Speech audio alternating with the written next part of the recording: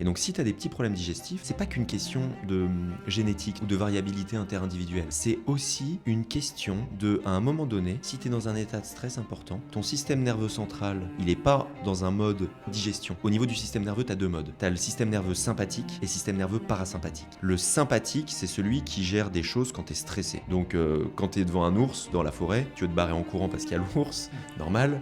Là, c'est le sympathique. Et le sympathique, qu'est-ce qu'il va faire? Il va accélérer ta fréquence cardiaque, il va te permettre d'avoir des jambes costauds pour pouvoir te barrer vite. Et il va justement bloquer le sphincter pour pas que tu aies envie d'aller aux toilettes. Et il va pas du tout s'occuper de la digestion. Justement, il envoie tout le sang au niveau des muscles. Et l'autre pan du système nerveux, c'est le parasympathique. C'est celui de la détente. Et celui de la détente, eh bien justement, quand tu es détendu, c'est le moment de digérer. Et en fait, les gens qui sont stressés de manière chronique, qui ont des TCA, des troubles du comportement alimentaire, qui ont fait des dépressions, des burn-out, bref, qui ont un système nerveux qui est impacté, eh bien elles ne sont jamais au niveau du système nerveux dans le parasympathique et elles sont plus capables de digérer. Donc c'est pour ça que en fait les problèmes digestifs ne viennent pas de la digestion. Parce que les problèmes digestifs, en fait, c'est pas les organes digestifs qui veulent plus répondre, c'est juste le commandant qui donne plus les ordres. En fait, le mental influence la digestion influence le mental. Le problème, c'est que le système nerveux, il n'est pas impacté que par ton mental. Il est impacté par des virus qui reviennent, il est impacté, par exemple le Covid. Le Covid, ça peut complètement te péter ton système nerveux sur des années. Il est impacté par du diabète, par exemple, tout ce qui est diabète. Et c'est pour ça que du coup, il faut avoir une approche très globale de la sphère digestive. Après, pour calmer les symptômes,